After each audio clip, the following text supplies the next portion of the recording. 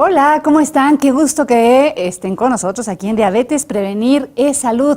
Oigan, ¿qué programa tenemos el día de hoy? De verdad que usted va a salir motivado, va a salir inspirado. ¿Por qué? Porque tenemos, además de la información que siempre le damos, tenemos una historia de inspiración. Que fíjese que queremos ir agregando esto a nuestro programa para que veamos que sí se puede. A veces nos recibe el doctor, nos da un diagnóstico y creemos que pues nuestra vida va a cambiar radicalmente, que ya pues nuestra vida va a tener que ser mucho más difícil y mucho más diferente. Y bueno, en el diferente tenemos razón, porque sí tenemos que hacer cambios, pero siempre para mejor. Usted recibió el diagnóstico de diabetes, anda por ahí ya con la conciencia de que tiene que tomar las riendas de su vida y de su salud de una manera más seria y responsable. Lo felicito de verdad, también le agradezco mucho que esté con nosotros y pues justamente para aprender de cambios de estilo de vida a través del ejercicio, a través de movernos y romper ese sedentarismo, tenemos el programa de hoy. Comenzamos Diabetes Prevenir es Salud.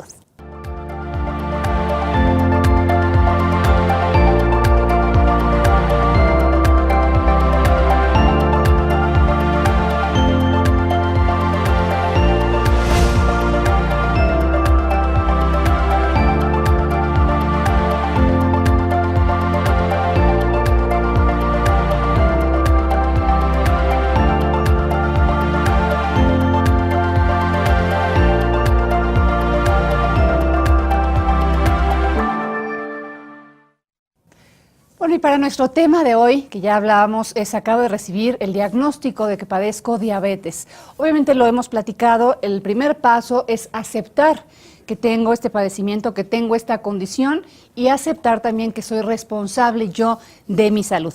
Tenemos que aprender a comer diferente, a manejarnos de manera diferente, a tener un estilo de vida más saludable y para ello el ejercicio. Y justamente para el tema es Elizabeth Reyes, nutrióloga, educadora en diabetes, máster en actividad física y salud, quien nos acompaña en esta ocasión. Gracias, Elizabeth. Gracias por la invitación. Al contrario. Entonces vamos a partir de ese diagnóstico, vamos a partir de que yo ya digerí el asunto, estoy consciente de que tengo que hacer algo. ¿Cuál es mi siguiente paso? El siguiente paso es realizar una evaluación completa, muy profunda, de ver si hay complicaciones. Partimos de que en México nos tardamos 10 años en dar un diagnóstico de diabetes. Entre que la glucosa sale un poco alterada, nos dicen que prediabetes, regresamos 2, 3 años después, ¿no? Hasta que a veces ya hay complicaciones, tristemente, es cuando se da un diagnóstico de diabetes. Entonces, primero que nada, realizarnos un estudio completo, ver con un médico que nos revise, nos haga fondo de ojo para ver si no hay ya alguna complicación en los ojos, ¿no? Revisar el corazón, que hagan un electrocardiograma, los pies. Si todo sale bien, si el doctor ya nos da luz verde para poder hacer ejercicio, entonces iniciamos con una evaluación también de actividad física, que sería quien pueda realizar una prueba de Cooper, quien su cardiólogo lo haya permitido. Son 12 minutos de actividad física, de correr o caminar, lo que cada paciente pueda a su ritmo. Se mide obviamente frecuencia cardíaca y sobre eso vemos en qué nivel se encuentra de condición física. También tenemos que evaluar los que nos dedicamos a la actividad física, cómo está el cuerpo de la persona, cómo se encuentran los músculos. Por ejemplo, puede haber atrofias de músculos y entonces hay personas que no pueden ni siquiera elevar los brazos completos hacia arriba o no podrían hacer una sentadilla completa y lo que tenemos que hacer es empezar a nivelar los músculos. Son los antagonistas, ¿no? Que es como la contraparte, ¿no? El músculo que hace el esfuerzo y atrás siempre tiene otro, como en el caso del bíceps y el tríceps o en el caso de los músculos de la pierna. Entonces, ver cuál está atrofiado para empezar a darle el trabajo correcto y fortalecer primero a nuestro cuerpo para ya después, ahora sí, los podemos mandar a caminar, ¿no? En ese periodo tenemos que revisar también el peso corporal, porque si hay sobrepeso no va a ser la misma actividad que vamos a prescribir para un paciente que para otro, ¿no? Lo que se comete, por ejemplo, de error es que a todos los mandamos a caminar.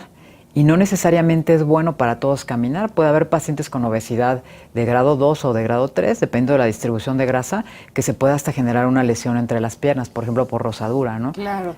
A ver, entonces, aquí hay también algo importante, perdón que me detenga, pero me parece que es importante. Estamos hablando, obviamente, de una persona que recibe el diagnóstico de diabetes, pero esto aplica para cualquier persona, digamos. Si usted hoy decide que quiere cambiar de estilo de vida porque no quiere padecer diabetes, también nos sirve, obviamente, es cualquier cualquier persona tiene que hacer estos pasos para iniciar de manera formal lo que es el ejercicio. Ya hablamos que es diferente actividad física que ejercicio. Entonces, estamos hablando justamente de ya una disciplina de ejercicio, ¿no? Entonces, bueno, vamos con un especialista que nos hace esta medición de simetrías, de atrofiamiento, etcétera, y de esfuerzo, ¿cómo se llama? Sí, un médico que nos haga un análisis completo con prueba de esfuerzo, si él lo determina, y sobre todo evaluando que no haya complicaciones de diabetes, ¿no? Que no haya ninguna lesión en los pies, en riñones, en los ojos, en corazón principalmente. De acuerdo.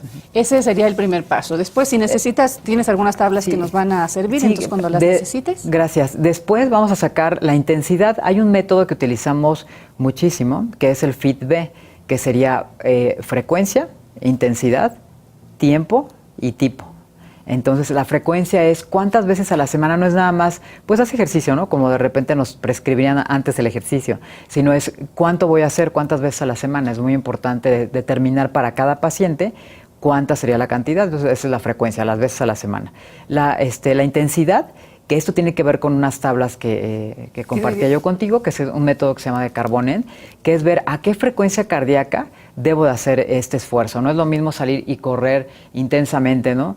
Y ya determinar esa frecuencia, sino que, bueno, tenemos que tomar el pulso, por ejemplo. A ver, nuestro primer paso sería entonces tomar el pulso. El primer paso es, exacto, quitarte lo que te pueda estorbar.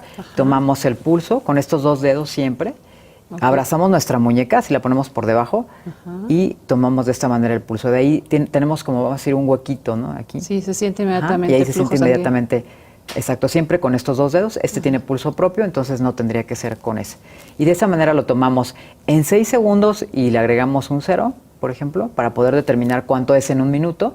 Y ya con eso podemos determinar incluso cómo se encuentra nuestra condición física. El reposo es 15 minutos de estar sentadito, tranquilito, y después tomamos ese pulso. Ok, yo me abrazo a la muñeca, siento en dónde está pasando dónde es mi pulso y cuento 6 segundos. 6 segundos. Lo mides con un cronómetro, te cuentas cuántos golpecitos dio, ¿no? Yo siento 7, en esos conté 6. 70, exactamente. 70 pulsaciones, y entonces hay unas tablitas que también compartí contigo, en donde vamos a determinar, de acuerdo a nuestra edad, cómo está nuestra condición física. A ver, sería la tabla de frecuencia cardíaca. Así es. ¿Sí? Entonces, a ver, ahí tenemos que de acuerdo a nuestra edad y nuestro sexo... por ejemplo, ¿en dónde te encontrarías, no? Me parece que tú estarías en muy buena. A ver, soy mujer, tengo entre 40 y 49 y tengo 70, o sea, estoy muy bien, ese es mi... Esa sería tu condición física, exactamente. Okay. Entonces, de acuerdo a la edad, ¿no?, de cada persona, y ya con el género, se va a determinar también la condición física. Entonces, ya con ese dato, podemos sacar la fórmula de Carbonen. Hay una que utilizan muy frecuente, que es 220 menos la edad, que nos da un rango muy aproximado de la condición física. Esa es la tabla número 3, que es Carbonen. Y esta ya incluye, es Carbonen, donde se dice que una persona no pudiera tener la misma edad y tener la misma condición física, ¿no? Por ejemplo, alguien de 30 que haga a lo mejor Ironman no se va a comparar con alguien de 30 que sea sedentario, ¿no? Entonces, ya aquí ya vamos a aplicar la frecuencia en reposo, la vamos a restar. Esta de 70 en mi caso. Exacto, 220 menos la edad, y luego le vamos a restar a ese número, le restamos la frecuencia en reposo, que en tu caso sería... menos 70, bueno, en este ejemplo, por ejemplo, son 175 menos 68, que es lo que tocó en reposo, y a ese resultado lo vamos a multiplicar por la intensidad. Lo que se dice es que una persona que nunca ha realizado ejercicio tendría que estar en un punto 50 a un punto 60 de intensidad. Esto se va a dividir en 50, 60, 70, hasta llegar al 100. El 100 sería el esfuerzo máximo, eso solamente atletas muy experimentados ya, ¿no? Pero una persona que va iniciando tiene que hacer su intensidad a su 60%, digamos, de su frecuencia máxima. Estoy yo en la caminadora o en la corredora y eso es lo que tengo que ver que no pase. Exactamente. Y hay una prueba subjetiva para quien no quiera hacer todo esto, ¿no? Porque esto, bueno, nos tendría que ayudar nuestro nutriólogo médico, pero quien no quiera hacer todo este tipo de fórmula es simplemente empezar con una actividad que tú puedas ir platicando, pero que se te perciba ya agitado. Ese sería más o menos el 60% de tu frecuencia máxima, que podamos ir platicando, ¿no? A lo mejor caminando rápido, pero platicando aquí que le digo al amigo, oye, vámonos a caminar, tengo que empezar, vámonos, y poder platicar, pero exacto, que nos sentemos levemente agitados. Exacto, que puedas contestar una llamada, por ejemplo, ese sería tu 60%.